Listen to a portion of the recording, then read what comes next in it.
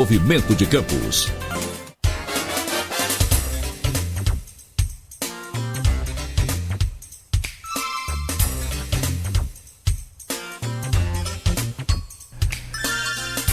Sete horas e 50 minutos em Campos. Voltamos ao vivo com o Folha no Ar, sempre agradecendo a você pelo carinho, pela audiência, pessoal que nos acompanha, né, pelas redes sociais e, claro e evidente, pelo rádio, que aí é um universo extremamente fantástico aí de ouvintes que nos acompanham neste momento. Muito obrigado a todos pela audiência. Voltamos no oferecimento de Proteus, serviços de saúde e medicina ocupacional. Unimed Campos, cuidar de você, esse é o plano. Laboratórios Plínio Bacelar e Plínio Bacelar Vacina, com o apoio de Green Energia Solar. Hoje no programa com os professores Jorge Gomes Coutinho, né, cientista político e professor da UF, e o Hamilton Garcia, cientista político e professor da UENF. Meu caro Luísio, eu vou voltar o bloco com você pedindo a gentileza de abri-lo, por favor. Eu recebi uma ligação ao final do primeiro bloco do ex-vereador Marco Bacelar, que tapa o grupo dos Bacelar mais ou menos como Fernando Henrique, do PSDB, né? Não tá mais não é mais, o líder é Rodrigo, né? O líder de fato é Rodrigo, mas o líder, a figura mais representativa, o líder moral, digamos assim, é Marco Bacelar, né? Ele está ouvindo, agradecemos pela audiência, um abraço aí para Marco, e falou em nome do grupo sobre a proposta de a bandeira branca de Vladimir, achada ontem, né, dia seguinte às urnas do domingo. E argumentou que não dá, segundo ele, Marco Bacelar, ele falando o nome do grupo, não dá para aceitar não é aceitar a bandeira branca. A contraposição, como coloquei aqui, entre provocação na véspera da eleição do Santinho Vladimir Ferreira na testa. Acho que todo mundo viu esse vídeo. Esse vídeo viralizou nas redes sociais aqui de Campos, da região, na provocação da disputa particular entre Bruno Dauari e Rodrigo, né, pelo voto dos campistas, os dois reeleitos deputados estaduais. Que a bandeira branca ela seria, na visão dele, Marco Bacelar. Ele não falou com o Rodrigo após a proposta do Vladimir. Ele me disse que a última conversa que ele teve com o Rodrigo foi no domingo, após as eleições. Então, ou seja, foi antes da bandeira de Vladimir, mas que ele fala o nome do grupo, que não dá para levar a sério uma bandeira branca hasteada 2 dias depois de uma provocação que correu aí as redes sociais e Vladimir realmente fez. Uma provocação eleitoral. Coloco só como informação, né? Vou colocar, se acabar o programa, no Folha 1, no blog Opiniões. E é isso. Vocês querem comentar? Jorge, Hamilton, quer comentar? Vou começar agora com o Hamilton. Não, eu queria ouvir o comentário do George, que fez um chamamento à razão pública em prol dos interesses dos eleitores de Campos, que eu subscrevo integralmente, né? Se trata de um município que saiu de uma crise severa, né, desde 2015, e que precisa discutir os seus rumos, precisa discutir sua reconfiguração no quadro de uma atividade econômica, que é o petróleo, que é feita em alto mar, e começar a discutir a sua sobrevivência econômica nas atividades feitas aqui, na municipalidade, né? Então, é um município que tem um enorme desafio, né? E precisa encarar esse desafio. E esse desafio não é exclusivamente da alçada do prefeito eleito. Isso é um desafio do conjunto da sociedade. E a Câmara tem um papel, a Câmara de Vereadores, tem um papel fundamental, porque ela é o lugar que agrega a representação da sociedade deve desempenhar um papel positivo na discussão dessa reconfiguração econômica do município e uma resposta a esses desafios.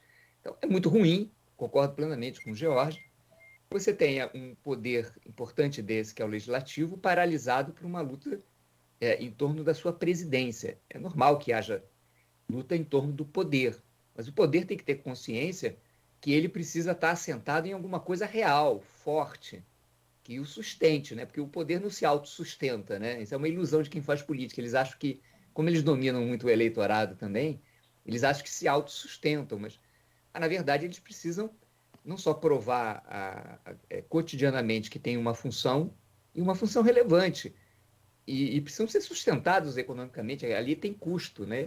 Um município que vai morrendo economicamente, entre outras coisas, vai deixando de ser capaz de sustentar também a sua superestrutura política. Então, esse pessoal tem que ter mais responsabilidade na ação pública ali, ainda mais quando a gente compara com Macaé. Macaé está melhor, né? na fita, está há diálogo, há debates na Câmara, né? Enquanto que aqui tem muito calor, né, Jorge? Jorge? Pois é, bom, primeiro um abraço, Marcos Bacelar, né, pela intervenção genuína como lhe é peculiar, né? Eu vou reiterar um pouco, chovendo molhado do que o Hamilton já colocou.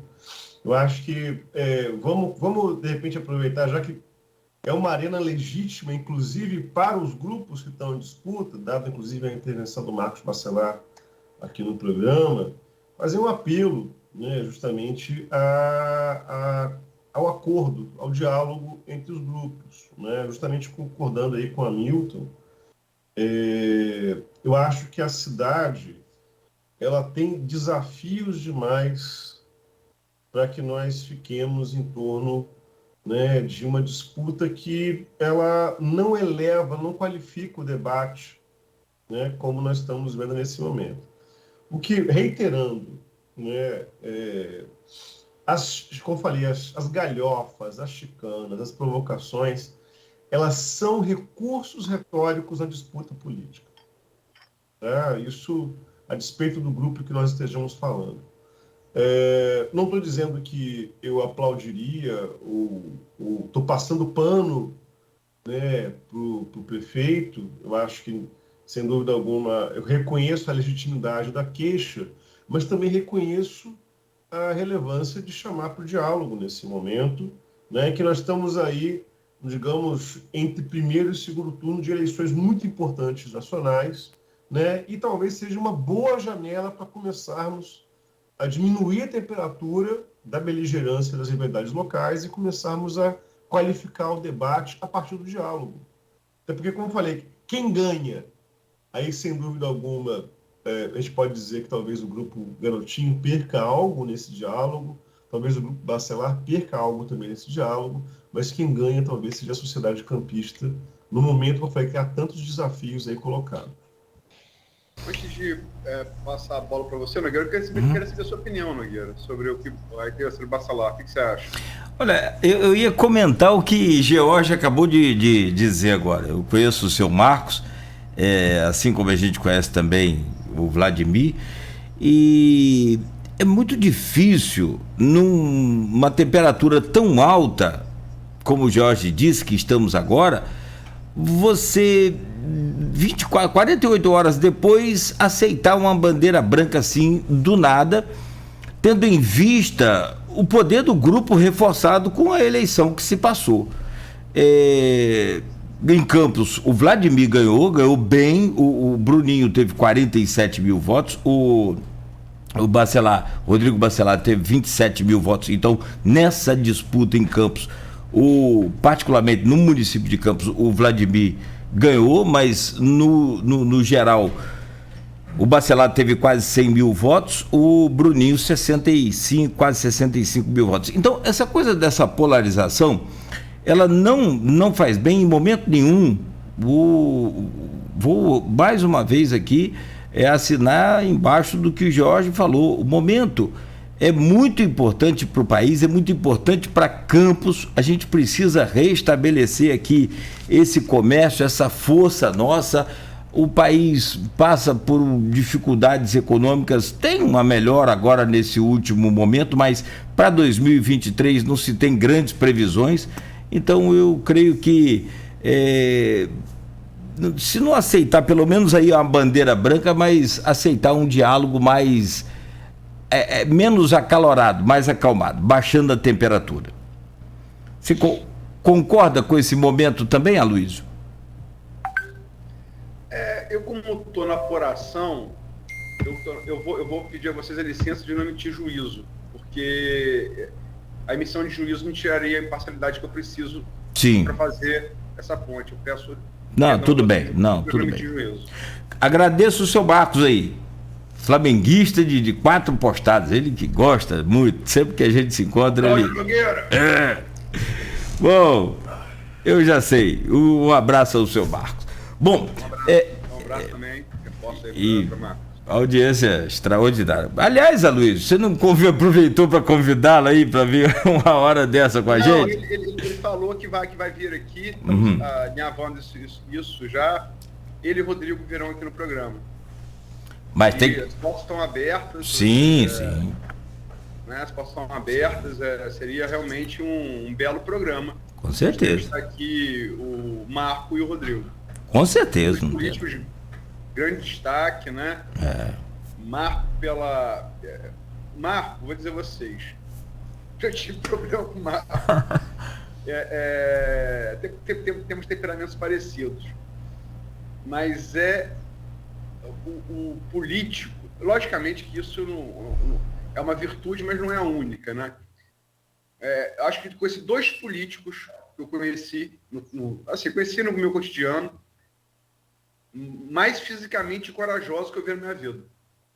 Um é Marco Bacelar, a outra é Carla Machado. Uma coragem física mesmo, que eu nunca vi, eu não vi em outros políticos. Uma coragem o que Marco Bacelar fez da Poça Mocaibe peitando o policial federal armado com um fuzil na Câmara, e ele segurou o fuzil e falou: aqui não, aqui é a casa do povo, aqui você não vai fazer o que você quer. Não estou fazendo juízo de valor, tá? A não ser reconhecer que foi um dos atos, e deu Poça Mocaibe, um dos atos mais corajosos que eu presenciei na minha vida. Exatamente. Sim, ele sempre foi assim. Me lembro de boas histórias também lá na Stienf, no Sindicato dos Eletricitários. Agora... Eu posso contar a historinha de Marco Bacelar? Por favor. Pena que eu não sou bom ator, né? Vou fazer esse Alexandre Bastos. Tava Marco Bacelar, naquela refrega ali com um garotinho, né? Ele vai na tribuna, senta o sarrafo, o garotinho, tinha acabado de inaugurar a TV Câmara. Isso é anos 2000, né? Aí vai Papinha, que também foi um que concorreu aí a cargo parlamentar da região nessa eleição, sem conseguir. Sem conseguir. Aí vai Papinha, tinha acabado de inaugurar a TV Câmara. E Papinha fala, meio emocionado: não, porque a minha filha chamou as coleguinhas da escola para assistir nós aqui na TV Câmara. E os meninos depois nos viram aqui, nos gladiando, começaram a chorar e tal. Então, aí deu uma de olha, para te pedir, fazer um apelo de paz e tal, não sei o quê. Aí a parte, Papinha. Aí a parte tal, Marcela sobe para a tribuna. Ô, Papinha, isso é muita coisa de criação, Papinha. Eu, por exemplo, quando eu chego em casa e eu não falo que tem que falar de garotinho, meu filho de 5 anos bate na barriga.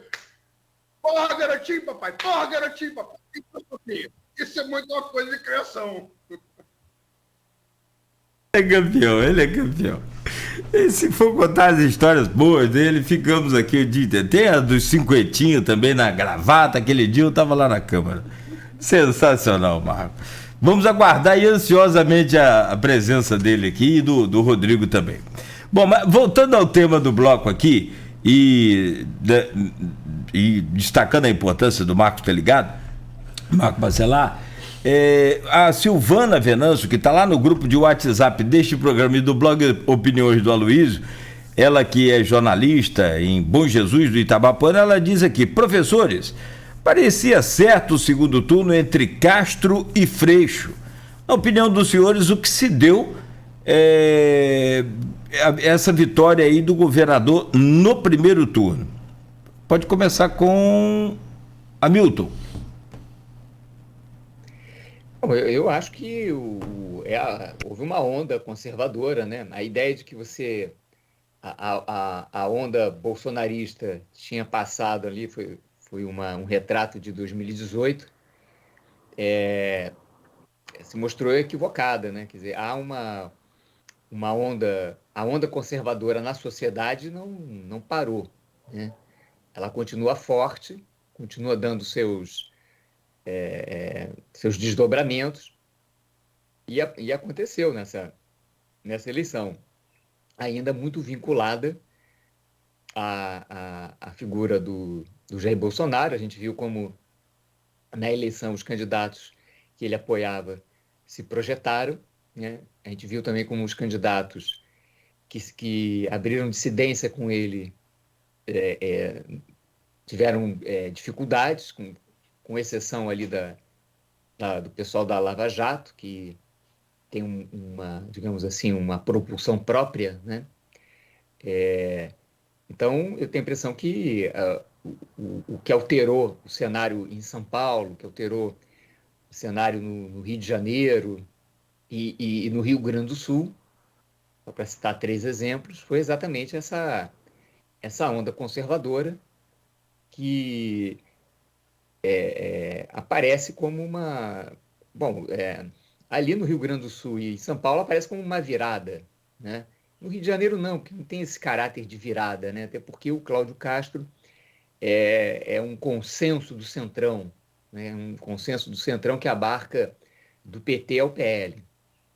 Mas, de qualquer maneira, havia ali uma forte ofensiva contra a possibilidade de se eleger o Freixo, né? Que é muito identificado com as pautas da nova esquerda.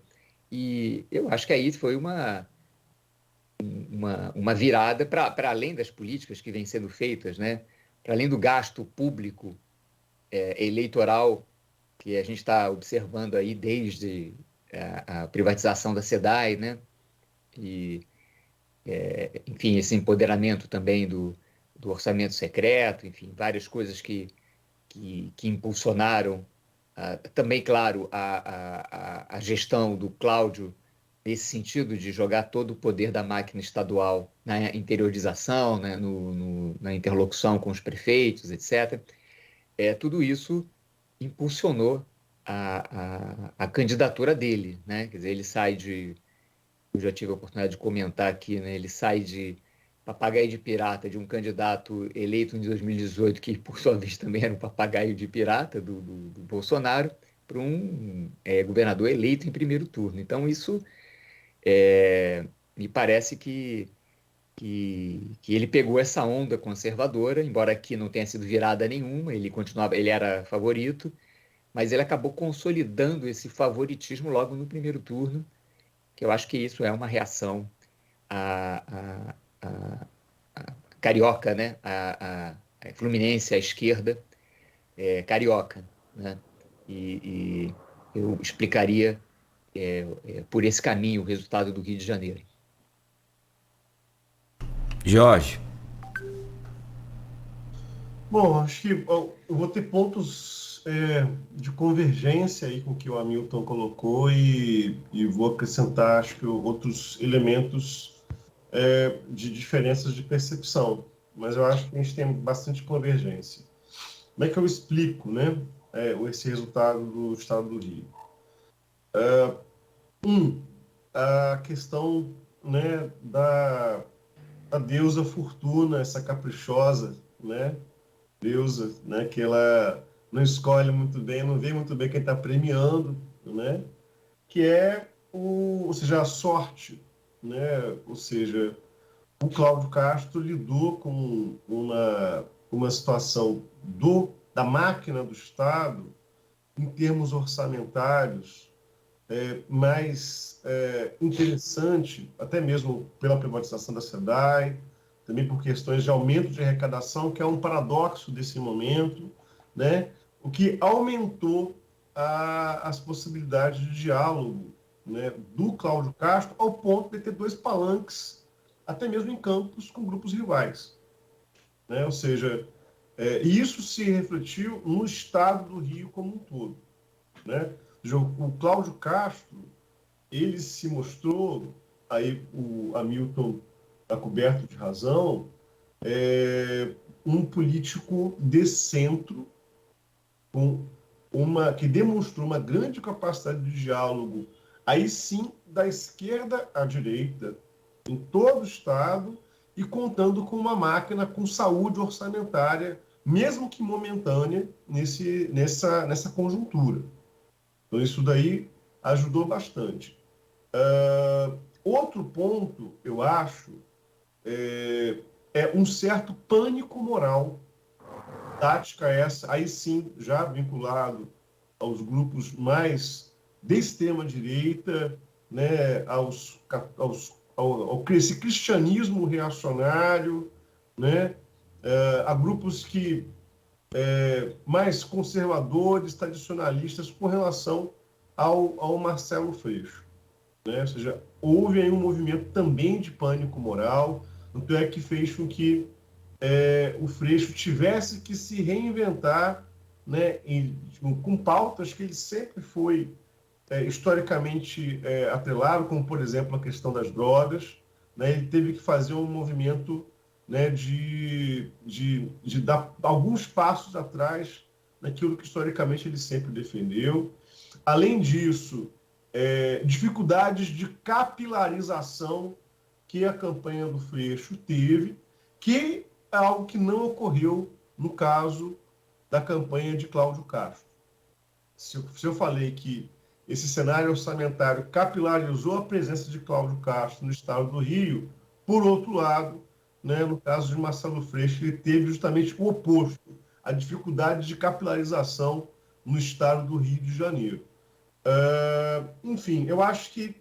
E, claro, eu acho que vou acrescentar também esse ponto, as dificuldades históricas da esquerda e da centro-esquerda no estado do Rio de Janeiro de construir máquinas eficientes de campanha, seja para governo do estado, seja eventualmente até mesmo para Senado, né? O que reflete um pouco também, né, no resultado positivo do Bolsonaro, né, no estado do Rio de Janeiro, né? Ou seja, eu acho que esse conjunto de elementos, como eu falei, um momento muito bom de Cláudio Castro em termos fiscais no estado do Rio, que permitiu que ele tivesse palanques por todo o estado, dificuldades da campanha de Marcelo, algo do nosso momento presente que envolve pânico moral. Eu acho que tudo isso ajuda a entendermos o que aconteceu nesse resultado, que foi, sim, uma excelente performance, né, do Cláudio Castro, né? Que ele sai aí, concordando com o Hamilton, né, da condição de um coadjuvante, né, do Wilson Witzel, sendo que o Wilson Witzel já tinha começado a fazer certos enfrentamentos com o bolsonarismo, né? Ele foi empichado, aí o governo cai no colo de Cláudio Castro, e ele parece ter demonstrado muito mais habilidade política do que o Wilson Witzel. Eu acho que é isso. Eu falei que eu não emiti juízo de valor, até pela minha posição de estar escrevendo sobre o caso como jornalista,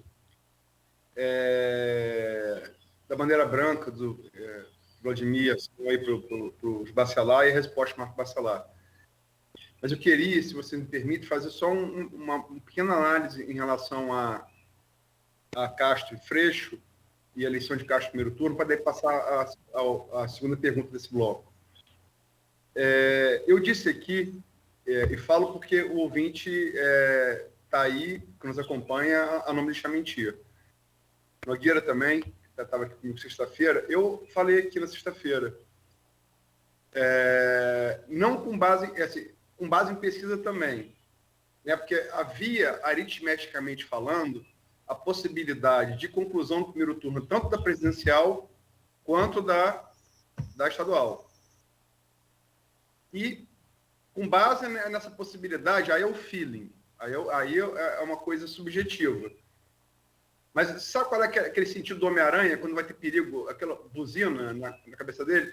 Eu falei aqui na sexta-feira, olha só, ninguém estranhe se na segunda-feira a gente estiver aqui comentando a eleição de Castro no primeiro turno e segundo turno presidencial.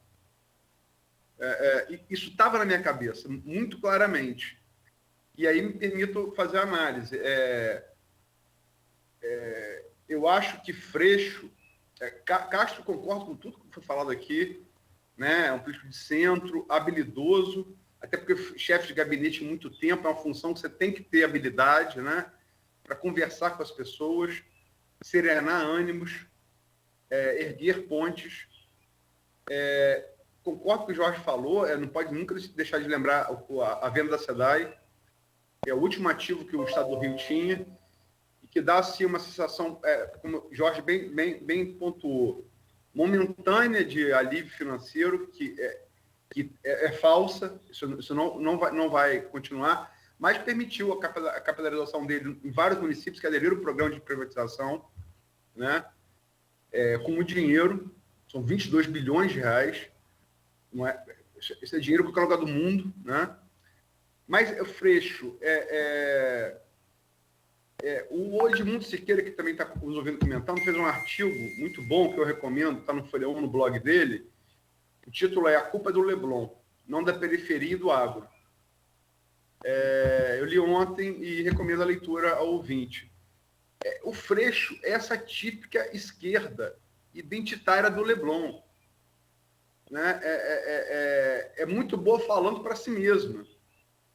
Mas ela é a esquerda que a direita gosta, porque é muito fácil ser derrotado. Né? Eu vou lembrar aqui o jornalista Otávio Guedes, da Globo News, falando que a esquerda fala para si mesma e depois reclama da vida tomando chope no Leblon, e é verdade. Otávio Guedes colocou também isso. E é fato, o último projeto popular da esquerda no Rio de Janeiro foram os CIEPs com o Leonel Brizola. Gente, eu estou com 50 anos. Eu vi. Mas isso foi nos anos 80. De lá para cá, a esquerda fica falando para si mesma. Enquanto continuar assim, vai perder. Vai perder sempre. Sempre vai perder. Enquanto isso, as igrejas evangélicas e pentecostais entram de roldão e com virtude, sim. Tem que parar e admitir que tem virtudes pragmáticas, de dar amparo a uma mãe cujo filho perde emprego, o pastor vai lá, procura esse emprego e emprega o rapaz, né?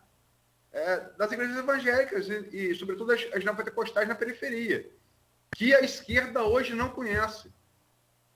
Isso foi refletido tanto na eleição a prefeito, que levou Crivella num péssimo governo, a Prefeitura do Rio de Janeiro, né, em 2016, e levou Castro à vitória agora. E acho que o perfil de Castro é muito mais equilibrado, digamos assim, politicamente, do que o de Crivella. Né? Então, isso posto, me desculpem, eu só queria fazer isso porque eu falei aqui isso na sexta-feira. E estava sentindo isso. E se confirmou. Mas é a eleição de Romário, para finalizar esse bloco, né? Romário, é uma analogia que eu sempre faço, sempre foi um jogador, foi um brilhante jogador de futebol, foi o maior atacante que eu vi na minha vida. Para o ímpar aí, entre ele, Cristiano Ronaldo Fenômeno, Klinsmann, Van Basten, Reinaldo, eu sou o Romário, assim, na hora, né? E tinha como característica, como o Jorge falou da cultura futebolística, ele tinha uma característica que era jogar aparentemente morto, não era muito de correr, esperando a falha do adversário. O adversário falhava, ele estava lá e pegava e era gol, quase sempre, né? É igual uma Copa do Mundo, assim, né? Copa do Mundo 94. O Romário jogando nesse estilo. E me parece que foi reproduzido isso na eleição ao senador. A esquerda dividida, né? O lateral esquerdo e o zagueiro esquerdo divididos, quais sejam Molon e Siciliano. E o lateral direito e o zagueiro direito divididos. Daniel Silveira, que mesmo impedido concorreu, teve os seus votos registrados, e Clarissa. E o baixinho chegou lá e botou bola na rede. Agora eu inverto, começo pelo George. Olha, eu acho que você já deu algumas pistas aí. Eu acho que o Romário, ele, vamos mantendo aí, né, na metáfora futebolística, ele jogou também nos erros do adversário, né? Por outro lado, ele lidou também com baixa concorrência no campo que ele estava pedindo voto, né? Porque o Silveira realmente estava já numa situação de impedimento, né? E a Clarissa, embora ela, na minha perspectiva, seja muito mais uma mulher da política profissional do que Romário, e parece que tem muito mais leitura de Rio de Janeiro do que o Romário, no campo da direita, mas tem, né? Ela também estava ali com uma campanha ainda, talvez, um momento prematuro para concorrer com o Romário, né? Que ele foi o homem, né, desse campo de direita nesse momento. Além disso, aí pegando das falhas do adversário, né? Essa divisão nesse momento, né, no Rio de Janeiro para o Senado, em uma eleição que é majoritária, né, proporcional, o Senado é uma disputa no campo majoritário, né, não se mostrou nem um pouco inteligente. E, além disso tudo, eu acho também o momento em que não foi dada muita energia, né, no campo progressista e no campo da centro-direita, a disputa do Senado. Tá? Isso no Brasil todo, né? Que explica, né, o quadro que nós tivemos, né, de votação para o Senado aí, né, mais inclinado para a extrema direita em alguns casos, né, em alguns casos de direita, uma direita intransigente, né, que levou às eleições em diversos pontos do país. Então eu acho que explica a eleição do Romário: conjuntura, erros do adversário, baixa concorrência no campo que ele estava pedindo voto, né? E o momento em que as atenções da disputa, elas ficaram muito, das eleições de 2022, elas ficaram muito concentradas na presidência. Isso daí acabou, entre aspas, tirando a atenção e despolitizando outros campos de disputa, como pode ser governo do Estado, pode ser Senado e etc. Hamilton?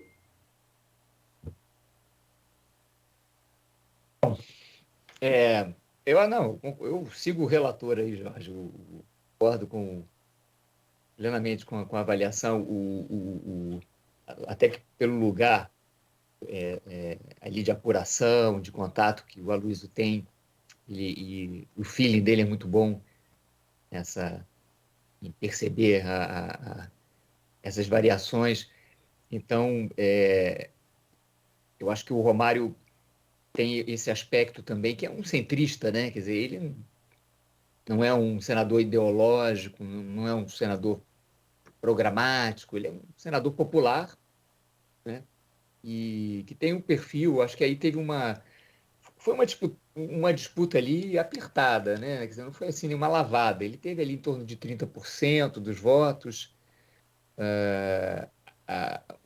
o Molon 21%, o Silveira teve 20%, o 19%, então uma disputa ali bem equilibrada, onde a questão estratégica dos campos realmente faz toda a diferença. O Luiz tem razão, né? E o perfil do Romário, muito parecido com o perfil também do Cláudio Castro, né? Só que o Cláudio Castro não tem a história do Romário, né? Não tem luz própria futebolística, como bem demarcou o Aloysio. Essa história do Romário, essa eles, no entanto, esse centrismo deles, um centrismo conservador, propiciou eles a pegar a carona nessa onda conservadora, né? Como um anteparo às ameaças da esquerda, né? A ideia da vitória do Lula no primeiro turno, quer dizer, tudo isso ensejou também, claro, no plano estadual, como eu já disse, que simbolizava o Freixo, né? Que foi atacado de tudo que é jeito durante as eleições, né?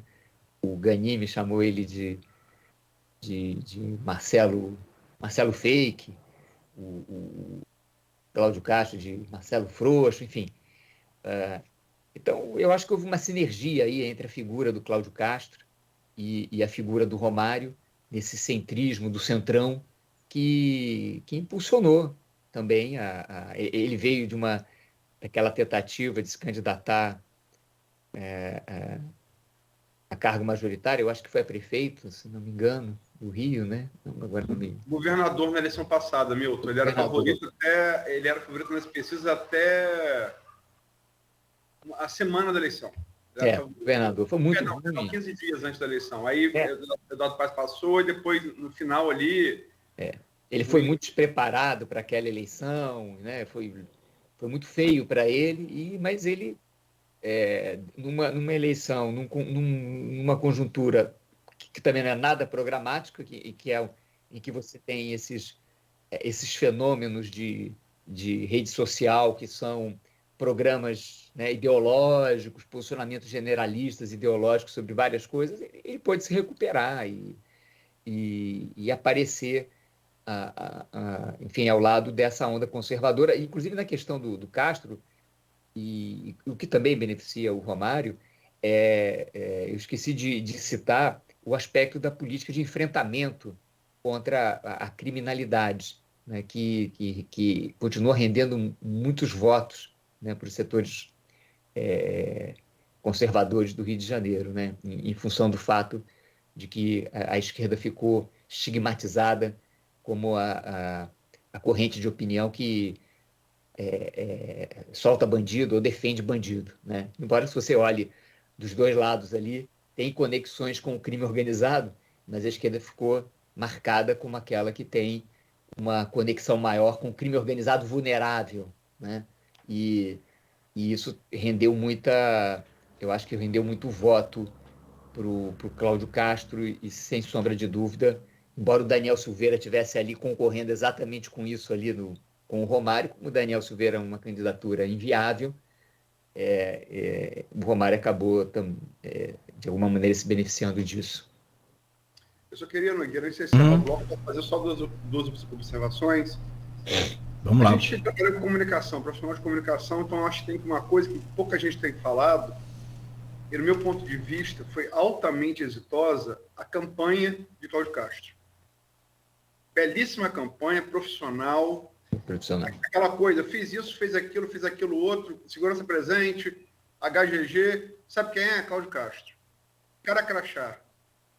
Como foi feito com o Real e Fernando Henrique em 94, 98. Você tem o que mostrar e faz identificação. Isso foi campanha brilhante de Cláudio Castro. Não, muito profissional, né, Luiz? Inclusive parou de gaguejar, né? Embora a figura dele fosse uma figura assim, ele me pareceu, nos debates que eu vi dele, me pareceu aquela figura saída do programa Caceta e Planeta, né? A figura dele realmente não é para levar a sério. Mas a campanha é muito profissional. Ele se colocando assim de maneira muito técnica, né? Inclusive, teve um programa, ele admitindo a gagueira dele. Eu achei fantástico. Você chama a suposta fraqueza, o suposto flanco aberto, assume ele. Se você cria empatia do eleitor. Campanha brilhante campanha. Lembra que eu comentei isso aqui, Luiz? Lá no início eu falei, olha, ele tem problema de gagueira. E logo a seguir, a campanha dele percebeu isso, sabe aonde? No debate eu acho que foi no debate da Globo, ou antes, então, da Bandeirantes, do debate da Bandeirantes, da Band, perdão. Eles perceberam nos comentários do streaming É o que ele está gaguejando tanto? Por que ele está gaguejando tanto? Os caras altamente perceptivos. É isso aí.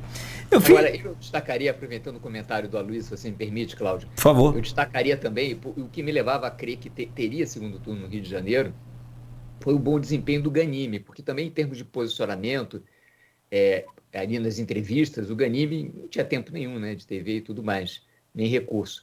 Mas em termos de posicionamento na TV, ele parecia um gigante, né? Quer dizer, ele sabia se colocar muito bem. Eu imaginei que aquilo fosse, pelo menos, atrair mais o voto conservador, né? E muitos bolsonaristas votaram no Ganime. E eu queria destacar também essa surpresa que foi o desempenho do Ganime, né? Em termos técnicos.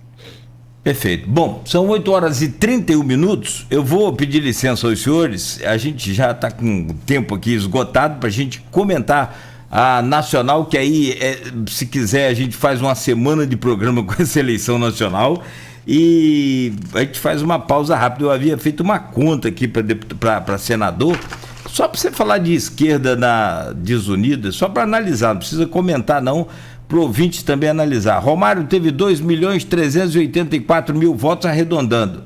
Molon 1.731.000 e o Siciliano 986.000 votos. Somei os dois votos da esquerda aqui, diretos, né, os dois candidatos da esquerda, daria 2.717.000 votos. Romário, lembrando, ganhou com 2.384.000 votos. São 8h32. Rápido intervalo, a gente volta para falar sobre a eleição nacional, primeiro turno, que o Lula venceu e Bolsonaro garantiu o segundo turno também. Então vamos comentar sobre isso já no oferecimento de Proteus, Unimed Campos, Laboratórios Plínio Bacelar Vacina e também com o apoio de Green Energia Solar.